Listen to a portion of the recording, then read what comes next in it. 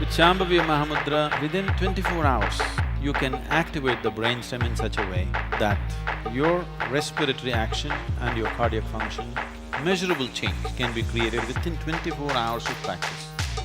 The moment you start practicing, suddenly your feeling of this is mine, this is not yours, this is my family, this is your family, these things have come down. We don't need these damn meters to tell us what's happening to us. What's happening to us is happening to us and we know it's happening to us. For you to understand the science of this, see, first of all, when you look at the human brain, your brain right now is in four layers in a certain way. One is the brain stem, which is essentially in charge of your respiratory action and your cardiac function. The way the brain stem functions with… for example, you're doing Shambavi. With Shambavi Mahamudra, within 24 hours, you can activate the brain stem in such a way that your respiratory action and your cardiac function, measurable change can be created within 24 hours of practice. Twice you did Shambavi.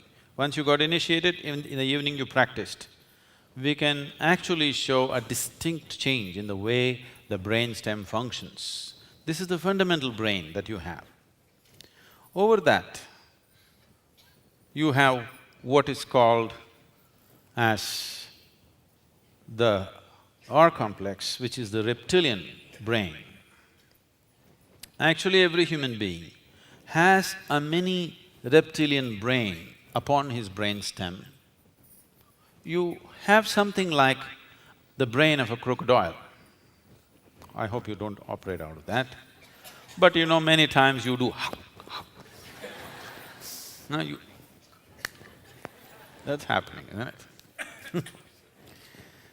This reptilian brain is in charge of your emotions, your sense of, wanting to keep your boundaries, the moods and very strong sense of territory, very, very strong sense of territory. Reptiles have a very strong sense of territory. So this reptilian brain is functioning within you, doing these things. If you have too much of these things, you're generally operating out of it, that's what it means. The next part is the limbic brain, which is more like the other mammals. This also is in charge of certain type of emotions, particularly filial, that is, a natural care for the offspring. The next is the cerebral cortex, which fortunately is more than 2/3 of your brain. It is this part of the brain which is capable of giving you a certain level of awareness, consciousness. I'm taking the simplest aspect of the practice that you are doing. You may be in various other levels of sadhana, but if you're doing the simple Shambavi Mudra, one thing is instantly the brain stem goes on to a very rejuvenated sense of action, and the R complex goes down, and the limbic brain also goes down. The sense of boundary is hugely reduced. The moment you start practicing, suddenly your feeling of this is mine, this is not yours, this is my family, this is your family, these things have come down. That's why you're sitting like this, together. Otherwise,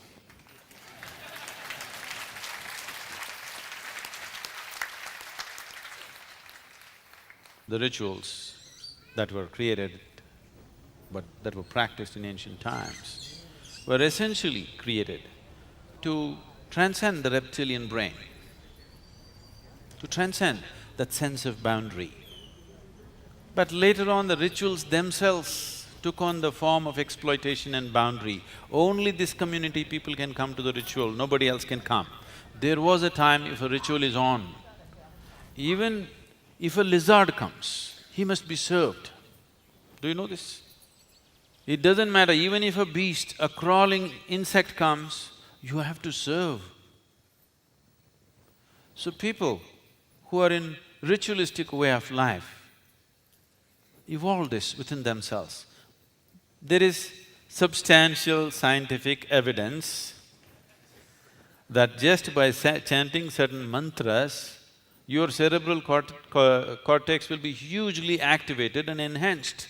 There is substantial scientific and medical evidence today about this. We don't need these damn meters to tell us what's happening to us. What's happening to us is happening to us and we know it's happening to us. For thousands of years, we know this is what happens to us, but today, there must be meter reading, otherwise it's not approved. You could be lying, you could be making up things, possible. I'm not saying no. So, to transcend the reptilian and the limbic aspects of the brain, certain rituals, temple rituals were created where there's a certain sense of unity, not by understanding, simply by energy. Simply because you're functioning from a different part of your brain and suddenly everything about you is different. Between one person and the other, why one person is sweet, another person is nasty, why one person is happy, why another person miserable, all these things can be brought down to the chemistry of what's happening in your brain. So, changing these chemical patterns in the system, for this they evolved very elaborate ritualistic systems. Unfortunately, not maintaining the efficacy of what it is because they're subjective systems, they fell on bad times, people just became commercial and slowly comical. And the very beauty of this ritual became ugly, exploitative, discriminatory.